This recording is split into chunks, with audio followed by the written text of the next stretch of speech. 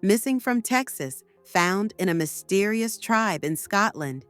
There are stories that defy understanding, tales so strange they seem invented, and yet every word is true. In the United States, in the state of Texas, a family faced the most unbearable fear for parents, losing every trace of their child. Kaura Taylor was 21 years old. She was young, the mother of an 8-month-old baby, and until recently, she lived what one could call an ordinary life. But one day, everything changed. Without warning, Kaura vanished with her infant. Her loved ones, unable to reach her, sank into despair. Days turned into weeks. No calls, no messages, no sign of life. For the family, it was as if the young woman had simply disappeared into thin air. In such moments, the mind races. The darkest theories emerge. Accident, kidnapping, a tragic escape. Fear mixes with anger, and every minute without news feels like an eternity. All of Texas seemed far too vast to ever find a trace of Kaura. But the truth, as improbable as it may be, lay far from the highways of Texas.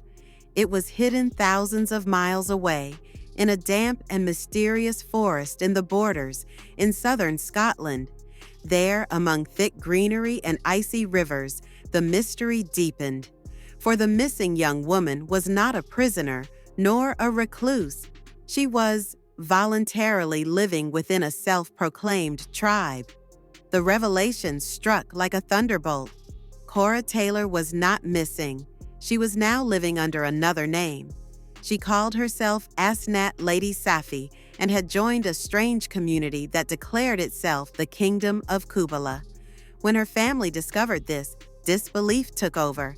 How could a 21-year-old Texan, mother of a baby, leave her country, cross the Atlantic, and settle in tents in the middle of a Scottish forest?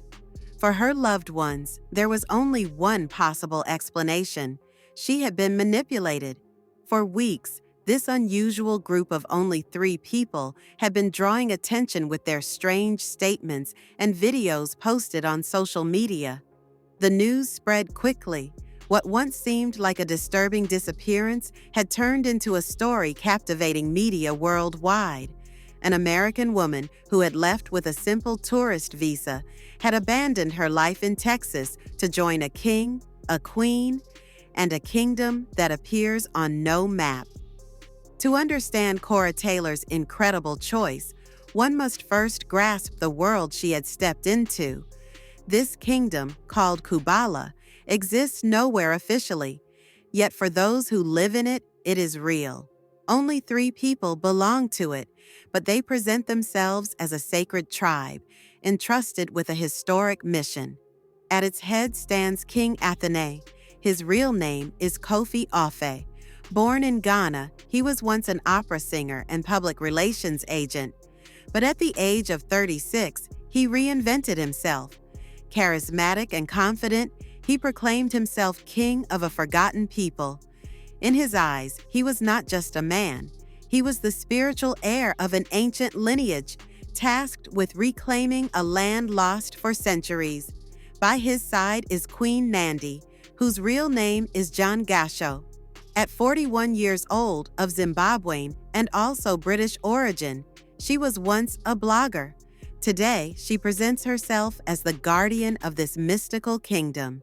In their videos, she appears proud, majestic, dressed in long robes that reinforce her image as a spiritual queen. And finally, there is Kaura Taylor, renamed Asnat Lady Safé. Newly arrived, she took on a surprising role. She was both the king's second wife and the queen's servant. For her family, this only deepened their fears. The young Texan had immersed herself in a world where she was no longer herself, but a character crafted by others. The Kingdom of Kubala was not merely an isolated community. Its members carried a narrative that both intrigued and unsettled. According to them, they were part of a lost Hebrew tribe that had returned to Scotland to reclaim a promised land. a land they claimed had been stolen by Queen Elizabeth I 400 years ago. Since June of 2025, they had been living in the forest of Jedburgh, Scotland. No houses, no modern comforts, just tents pitched deep in the woods, near a stream. Their daily life revolved around rituals, songs, and icy baths in nature. They claimed to want to live simply, close to the earth, cut off from the artifices of modern life. But this lifestyle did not rely solely on their own strength and work. The Kubala tribe also survived thanks to donations from curious onlookers. The king and queen were very active on social media. Every day they shared videos of their lives, told of their sacred mission, and drew people intrigued by this mix of spirituality and mystery. That was how Kaura discovered them. According to one of the young woman's friends, she first exchanged messages with the king through Facebook. Little by little, fascination took hold. And finally, in May 2025, she flew to Scotland with her baby on nothing more than a 6-month tourist visa. For the members of the kingdom, Kaura's arrival was a sign. For her family, it was proof she had fallen under influence. But one thing was certain. This radical decision had turned her life upside down, and nothing would ever be the same again. While Kaura Taylor, now Asnat Lady Safé, was reinventing herself in the Scottish forest, her family in Texas was living a nightmare. For them, the story had nothing to do with spiritual choice. They saw manipulation, dangerous control. How could a young woman with no particular link to Scotland abandon everything overnight? And above all, what would happen to her 8-month-old child, growing up far from everything in precarious conditions? Kaura's relatives desperately tried to contact her. They hoped she would return, that she would realize the magnitude of her decision. Their only comfort was the certainty that her tourist visa would expire in November. Perhaps then, they thought, she would be forced to return home. But Kaura told another story.